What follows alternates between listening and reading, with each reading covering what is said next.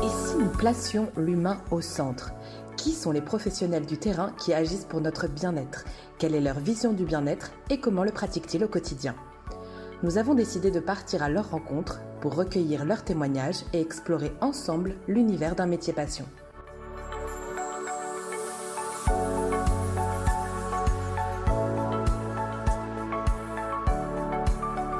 Bienvenue dans Portrait de Spassionné, une série proposée par Profil Spa, cabinet de conseil et formation spécialisé dans le spa bien-être. Aujourd'hui, nous sommes à Narbonne et le spassionné que nous rencontrons est sonothérapeute. Découvrons ensemble David Dargelos.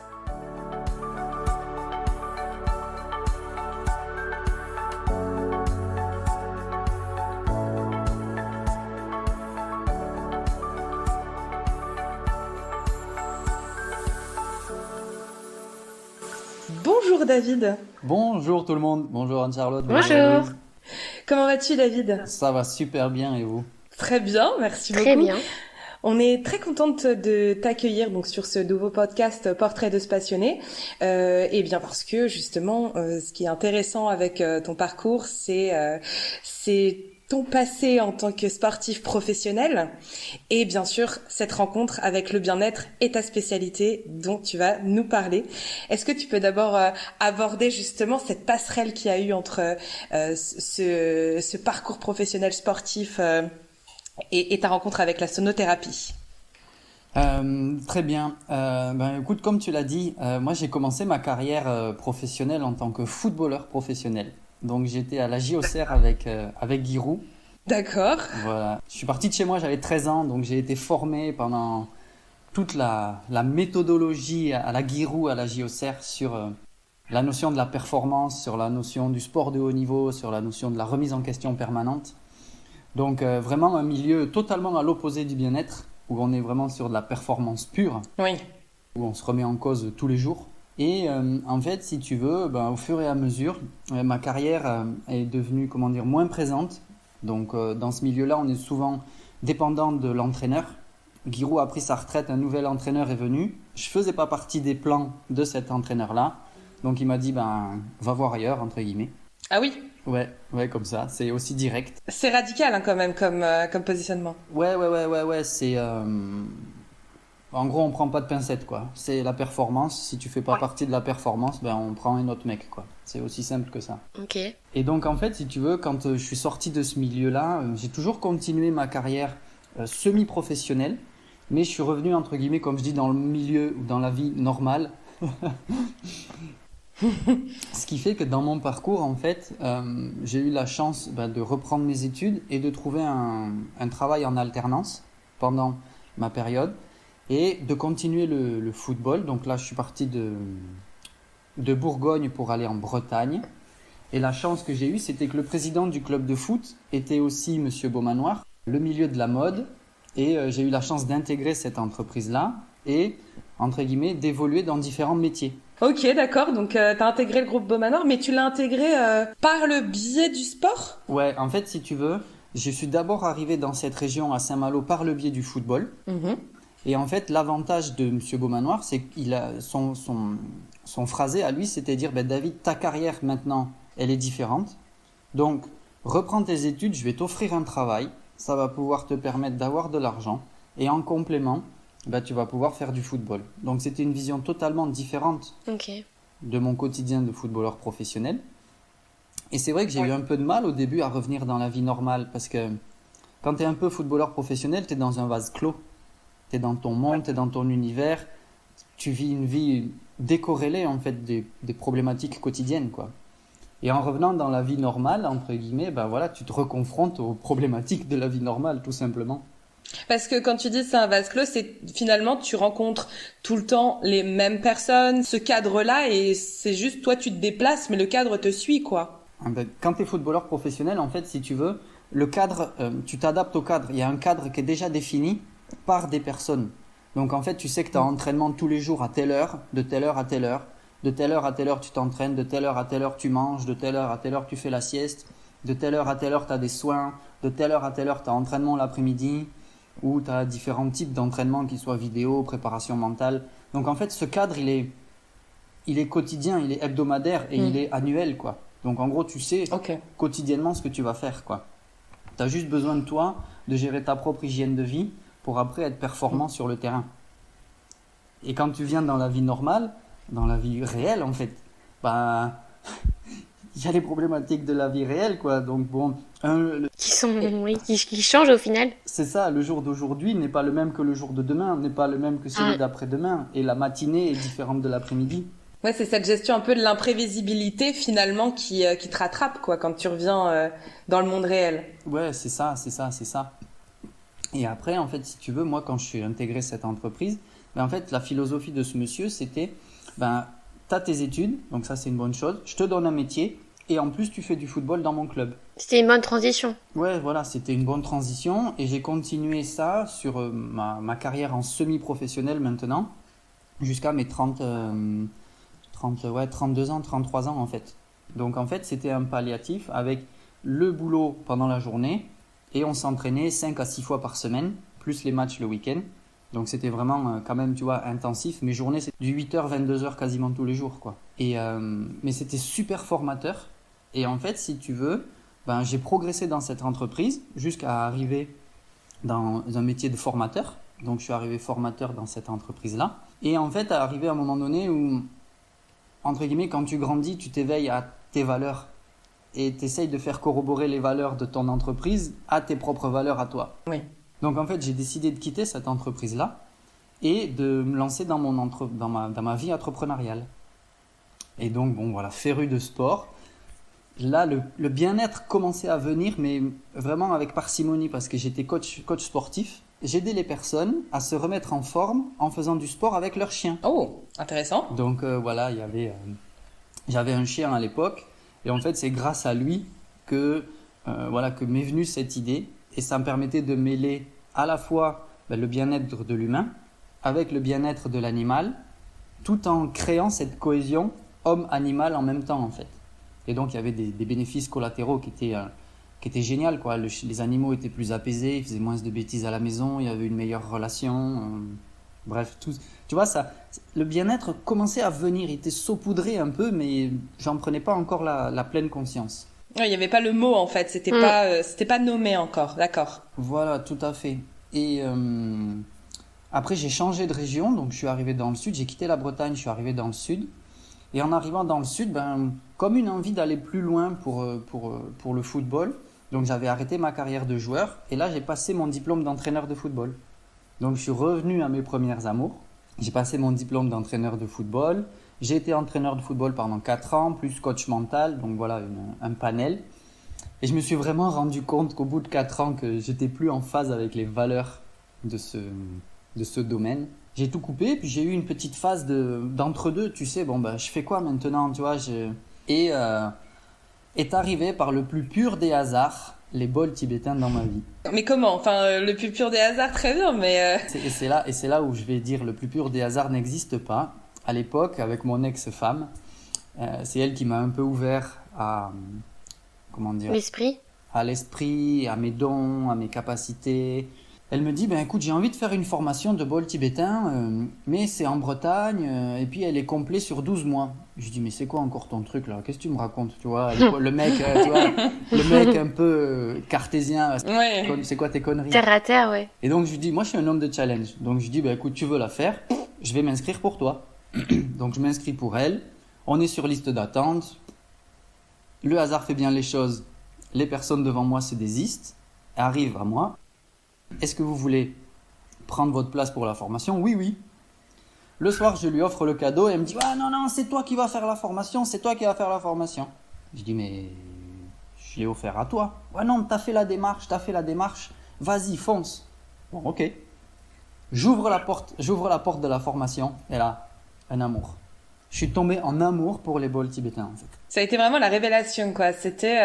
Mais le coup de foot, quoi. Tu tombes amoureux, tu sais pas d'où ça vient, tu sais pas d'où ça sort, poum, tu tombes amoureux, en fait. Et donc, j'ai fait cette formation. C'était une formation sur 3 jours. Mm-hmm. Et en fait, c'est comme si tout était facile. J'avais le bol dans la main, comme s'il me parlait déjà, comme si je ressentais ses émotions, comme si je savais comment l'utiliser à travers les personnes, comment l'avoir dans ma main, avec quelle intensité l'activer. Bref, c'est comme si je savais déjà en fait. Mais c'est très curieux ce que tu dis parce que quand tu regardes ton parcours où tout est tracé, où tout est prévisible, tout est prévu, comme tu disais, tout côté très cartésien, et là cette rencontre où finalement c'est quelque chose qui te dépasse, c'est assez paradoxal. Si tu te mets au service de la vie elle sème des cailloux comme le petit poucet en fait. Elle te met déjà sur ta voie. À 4 ans, je commence le judo. À 18 ans, j'apprends le mandarin. À 32 ans et à 33 ans, j'ai fait une formation de Qigong et de Tai Chi. Et à 34 ans, 35 ans, les bols tibétains sont arrivés dans ma vie. Oui, donc c'est comme un fil conducteur, un fil rouge au final. Quand j'ai commencé à m'ouvrir au Qigong, au Tai Chi, se sont révélés à moi aussi tous mes dons, toutes mes capacités. J'ai testé, j'ai été très autodidacte. Voilà, j'ai pris des murs aussi. Voilà, tu vois, tu fais des erreurs, quoi. T'essayes, tu testes, Mais tu bien fais sûr. des erreurs. Et j'ai mis du temps à accepter mes dons, j'ai mis du temps à accepter mes capacités, jusqu'au jour où il y a eu un événement très très marquant. Un jour, mes chiens se sont battus. J'étais fatigué à l'époque, je travaillais en intérim. J'étais dans une période pas cool, tu vois. Physiquement, j'étais HS. Et en fait, au lieu de les séparer, j'ai mis les mains pour les séparer. Et quand j'ai mis les mains, Erreur. boum, morsure. Et en fait, j'ai failli perdre mes mains à ce moment-là. J'ai passé 8 semaines à pas pouvoir utiliser mes mains. 8 semaines à pas pouvoir tenir une fourchette dans ma main. Oui, donc complètement dépendant, quoi. Et tu vois, là, tu prends vraiment l'humilité avec un grand H majuscule, en fait. Jusqu'au moment où tu te dis, ok, pourquoi ça m'est arrivé? Qu'est-ce qui s'est passé? Pourquoi j'ai failli perdre mes mains, en fait? Donc, on a fait une communication animale. Et là est arrivé, vroom, comme message, David, mets tes mains en mouvement. Et à travers ce message, bah, tu vois, moi, j'ai eu peur déjà. J'ai eu peur de perdre mes mains. Et puis, je me suis dit, plus jamais de la vie, plus jamais de la vie. Et donc, en fait, je me suis mis au service. Directement, je me suis dit, ok, maintenant j'accepte mes dons, j'accepte mes capacités, j'accepte ce que je vis, j'accepte ce que je suis. C'est pas facile. Des fois, je suis en écart avec les gens, je suis en écart avec les autres parce qu'on voit pas le monde de la même façon. Et à partir de ce moment-là, ben, les choses sont devenues plus faciles. Ça m'a permis de comprendre que je pouvais être à la fois très ancré, très terre à terre, mais aussi très perché. Donc, que je pouvais faire le grand écart. Tout en restant humain, en fait. Et tout en étant entouré et vulgarisateur de ce sujet. Et au fur et à mesure, ben voilà, j'ai mis mes mains en mouvement, les bols tibétains sont arrivés. Et en fait, ce que je dis souvent, pas choisi les bols tibétains, c'est eux qui m'ont choisi. Mais c'est ça, quand on parle de vocation, il y a le côté vox, tu vois, latin, la voix. C'est ce qui est externe et qui vient te transcender. Et justement, tu vois, la sonothérapie qui t'a choisi, donc pour reprendre tes termes, ce qui est intéressant aussi pour nous, c'est de savoir plus concrètement en quoi ça consiste. Parce que je disais dans ton portrait, David, c'est que tu travaillais avec des sons guérisseurs. Alors, est-ce que tu travailles avec des sons guérisseurs ou est-ce que tu fais en sorte qu'ils existent? Je ne sais pas. Et ça, c'est intéressant de savoir exactement la sonothérapie, ces sons guérisseurs. Qu'est-ce que ça fait sur le corps, peut-être les vibrations aussi, nos énergies? La sonothérapie, si on définit vraiment le terme, il y a sono, donc tout ce qui est son, et thérapie. Après, chacun prendra le mot thérapie comme il le veut. Ok. L'aspect des sons, ce qui est très intéressant avec la sonothérapie ou avec la thérapie par les sons, c'est qu'on vient utiliser ce qu'on appelle des sons naturels. D'accord? Donc, même s'ils sont au travers d'instruments, mais ce sont des sons naturels, ce sont des sons créés par la nature en fait, à travers des bols tibétains, des bols de cristal, des carillons, des samsula, des bâtons de pluie, bref, des handpads, des flûtes. On va venir utiliser ces sons au service du bien-être. Quand je parle de bien-être, moi dans ma bouche, le bien-être c'est le bien-être holistique. Le bien-être holistique, ça veut dire quoi? Ça veut dire qu'on va toucher l'être humain dans son entièreté. Ça veut dire qu'on va toucher le corps physique, le corps émotionnel, le corps mental ou psychique et les corps énergétiques. Donc on va prendre l'humain dans son ensemble. Et on va même prendre l'humain énergétiquement dans son lieu de vie, donc dans sa maison, dans sa voiture ou dans son lieu de travail. Pourquoi les sons, on les appelle les sons guérisseurs? Parce qu'en fait, le mental ne comprend pas le son. Et donc, comme le mental ne comprend pas le son, il va l'écouter, il va essayer de savoir à quoi ça correspond. Mais comme moi, dans ma pratique, je varie énormément les sons, donc j'ai plusieurs instruments, c'est pas que des bols tibétains. Le cœur de ma pratique est avec les bols tibétains, mais il y a plein d'autres instruments. Et en fait, on va venir tellement surcharger le mental de vibrations, de sons, de fréquences, qu'à un moment donné, il va lâcher. Il va être obligé de lâcher parce qu'il va dire « je comprends plus rien ». Et comme il lâche, comme on fait lâcher le mental, on arrive dans un état de paix, on arrive dans un état de sérénité. Et quand le mental est apaisé, alors le corps se détend. Et quand le corps physique se détend, arrive alors ce qu'on peut appeler la guérison, ou arrive ce qu'on appelle le momentum, où c'est là où il se passe quelque chose. Comme le corps se détend, alors on peut agir sur n'importe quelle tension, qu'elle soit osseuse, musculaire, tissulaire, cellulaire. Il n'y a aucune limite en fait avec les sons. Aucune limite. Et comme on agit sur la sphère physique, le corps est détendu, les émotions sont détendues. On va venir aussi apaiser toute la sphère émotionnelle.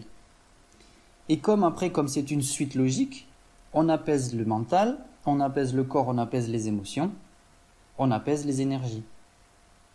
Et donc on vient apaiser aussi toute la sphère aurique, ce qu'on appelle l'aura des gens. On peut aller nettoyer la sphère aurique, les mémoires, les traumatismes, le karma. C'est là où ça va être aussi très important. C'est qu'on ne s'improvise pas sonothérapeute. J'allais y venir justement. C'est une spécialité, mais c'est aussi un métier, des connaissances, c'est quand même... C'est une dédication en fait, c'est une dédication quotidienne. C'est pas parce qu'on est formé 1 jour, 3 jours ou 1 mois à la sonothérapie qu'on devient sonothérapeute. Un investissement personnel. C'est comme vous. C'est pas parce que tu es formé 1 jour ou 2 jours au massage que tu deviens une professionnelle du massage. C'est une dédication derrière. Dans ma pratique, en tout cas, je parle que de moi dans ma pratique, c'est qu'à un moment donné, je me mets au service des bols. Donc j'ai les personnes qui sont là sur la table ou en groupe, je me mets à leur service, je ressens leurs énergies, et en fait, si tu veux, je me mets au service des bols. Ça veut dire que je deviens un peu comme un canal. Et tu vois, Anne-Charlotte, toi, tu l'as testé. Donc, et tu l'as testé dans un premier temps avec des a priori. Et c'est ça qui est et c'est ça qui est encore plus génial. C'est que le son est venu rentrer en interférence avec tes a priori et t'es sorti du soin en te disant il s'est passé quelque chose de différent. C'est vrai que cette vibration que tu as dans tout ton corps, tu as l'impression que à l'intérieur, tu sens chaque parcelle de ton corps et le résultat qui est instantané, il faut le dire, et ça m'a vraiment bluffé, surtout en tant que praticienne, où on a quand même testé énormément de choses, et c'est vrai que tu ressens physiquement quelque chose dans ton corps, tu entends aussi, donc c'est ce côté aussi sensoriel qui est intéressant, et à la fois c'est pas palpable, tu le ressens, t'as pas de mots, et le résultat qui est instantané est fabuleux, et c'est vraiment génial. Et quand je te dis, tu vois, le vent, c'est un petit peu la même chose, tu sais que ça existe, tu sais que c'est présent puisque tu le ressens physiquement, mais tu ne le vois pas, tu peux pas l'attraper, et ça c'est fabuleux, je trouve, dans cette technique, dans cette spécialité. En fait, ça laisse place à la liberté de ton intuition au final. Il n'y a aucune barrière. Souvent, quand on parle de sonothérapie ou de son, on dit « oui, les sons, c'est bon, je connais. Je connais les sons, j'écoute de la musique ou j'ai un bol tibétain chez moi, je connais. » Mais en fait, tant qu'on n'a pas testé une séance de sonothérapie pure, on ne peut pas en parler en fait. Voilà, s'il y avait un message à faire passer, c'est au moins aller essayer une seule fois une séance de sonothérapie en individuel. C'est quelque chose, voilà. Une fois que vous l'aurez testé, on pourra en parler. Parce que l'expérience, elle est transformatrice. Et ce qui est génial, c'est que dans ce qu'on a réussi à créer ensemble, et là, Héloïse, tu pourras en parler, toi qui as vraiment pratiqué, c'est que on a réussi dans un protocole de massage à destination des spas, donc dans une pratique sécurisée pour les spas, à intégrer l'état d'esprit de la sonothérapie. C'est pas qu'on a intégré un outil, c'est qu'on a intégré l'état d'esprit du son et de la sonothérapie pour accompagner et approfondir encore plus les bénéfices du massage pour en rendre un soin totalement holistique. Ouais. Ouais, c'est tout à fait ça dans le sens où en fait on a créé à travers cet univers, donc entre la deux expertises, donc la sonothérapie et le massage, on a créé une pratique de soins qui permet, comme tu as dit, en fait, de sécuriser grâce à un protocole avec des manœuvres qui vont plutôt agir sur la dimension physique et avec les bols, donc la sonothérapie, d'agir sur la dimension aussi bien mentale que émotionnelle. Donc en fait, les deux expertises se mélangent très bien et de là, en fait, en créant cet univers pionnier et se sent pionnier, d'avoir cette fusion et ce résultat, je pense que peut en témoigner Anne-Charlotte, qui est assez bluffant et époustouflant. C'est le mot bluffant. Moi, je me souviens d'avoir dit le mot puissant, mais c'est vraiment ça. Ça te transporte. Mais ce qui est fabuleux dans votre pratique à tous les deux, parce que là, je regarde vraiment d'un œil extérieur, en tout cas, j'essaye, c'est que vous voyez ce côté un peu invisible, impalpable. Finalement, ça se concrétise, ça se matérialise. Parce que pour avoir des résultats sur le corps, sur le sommeil, pour avoir testé le soin, sur tout ce qui est même digestif et compagnie, ça se matérialise, ça se concrétise, et c'est ça qui est fabuleux, c'est-à-dire de quelque chose qui est presque, qui semble inexistant, il y a quand même un résultat, quoi. C'est fantastique. C'est ça, et c'est vraiment quelque chose de fantastique dans ce qu'on a réussi à créer avec Héloïse, ou comme tu viens de le dire en fait, quelque chose d'impalpable, tu le rends palpable. Et parce que le modèle ou la personne qui vient faire ce soin s'investit aussi et se disent c'est du temps pour moi, je m'investis dans ce soin, et bien alors, poum, avec la pratique du massage, des bols, des sons et cet enveloppement, c'est vraiment un enveloppement holistique, les résultats sont directs et avec, comme on a vu sur les phases de test, il n'y a pas d'effet rebond, quoi. Et c'est des résultats palpables directement, quoi. Et on a envie d'y revenir. Ouais. Merci beaucoup David pour ce beaucoup. passionnant échange. Franchement, on pourra en parler des heures, mais c'était très intéressant d'avoir justement ton parcours qui est quand même assez atypique, original, et puis cette passion qui t'anime aussi dans ton métier. Merci de nous l'avoir partagé dans ce portrait de ce passionné. Merci à vous de m'avoir laissé la place et l'occasion de pouvoir diffuser mon message qui, comme tu l'as dit, me passionne au quotidien. Eh bien, on te souhaite beaucoup de bonnes choses pour la suite, David. Et puis, de toute façon, on se retrouve très prochainement avec Profil Spa. À très bientôt. À très bientôt, Théa.